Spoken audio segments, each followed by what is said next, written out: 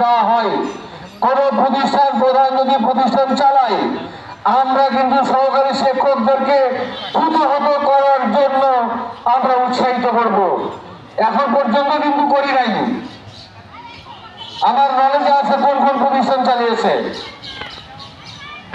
এবং এরপরে আমরা নাম ধরে তাদেরকে কিন্তু শিক্ষক জাতির রাজাকার হিসেবে আমরা তাদেরকে কিন্তু উপাধি দিব। কারণ এখানে আমরা যারা আন্দোলন করি আমাদের একার জন্য কিন্তু আন্দোলন না, যে ক্লাস চালাচ্ছে তারা কিন্তু এই সুযোগ সুবিধা আসতে পাবে।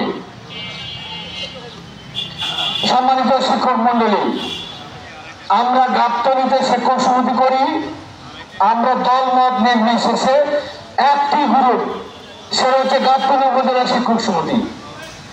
আমাদের এই গাবতলীতে কোনো গ্রুপ নেই, আমাদের কোনো আজিজ গ্রুপ নেই, কালচার গ্রুপ নেই, আমাদের গাবতলীতে কোনো ছেলে মেয়ের গ্রুপ নেই, কোনো গ্রুপ নেই। আমরা এখানে শিক্ষক সমিতি করি, যার যেখানে গ্রুপ করার দরকার তাই সেখানে গিয়ে কেন্দ্র গিয়ে গ্রুপিং করেন, এখানে কোনো গ্রুপ চলে না। কাজে যারা শিক্ষকদের স্বার্থে যে গ্রুপই ডাক দেবে আমরা সেই ডাকে সাড়া দেব ইনশাআল্লাহ। আরেকটি কথা বলতে চাই, আমি শিক্ষক সমিতির সাধারণ সম্পাদক হিসেবে বলি, সেটা হচ্ছে আমার শিক্ষকরা যখন ঢাকায় যায় আমরা প্রতিষ্ঠান প্রধানেরা কিন্তু তাদেরকে স্বচ্ছভাবে টাকা দিতে চাই না, এমন মেসেজ কিন্তু আমার কাছে আছে। টাকা কিন্তু আমরা প্রতিষ্ঠান প্রধান কেউ কারো পকেট থেকে দিব না। আমি ইচ্ছে করলে আরো অনেক খারাপ ভাষা বলতে পারতাম, কিন্তু বলতেছি না, ভদ্র ভাষা বলতেছি।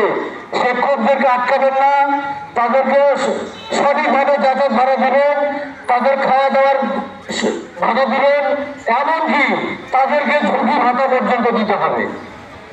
কারণ একজন শিক্ষক দেখা যায় আজকে সিরাজগঞ্জ কিন্তু চারজন একটা কারগারে অ্যাক্সিডেন্ট হয়েছে, আপনারা জানেন। আজকে যারা অ্যাক্সিডেন্ট হয়েছে হাসপাতাল থাকবে, ওদের কয়টা কে দিবে?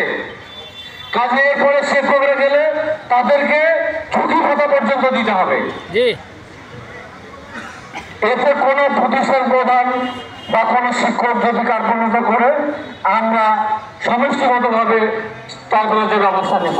জি, সম্মানিত শিক্ষক মন্ডলী, আরেকটি কথা বলতে চাই,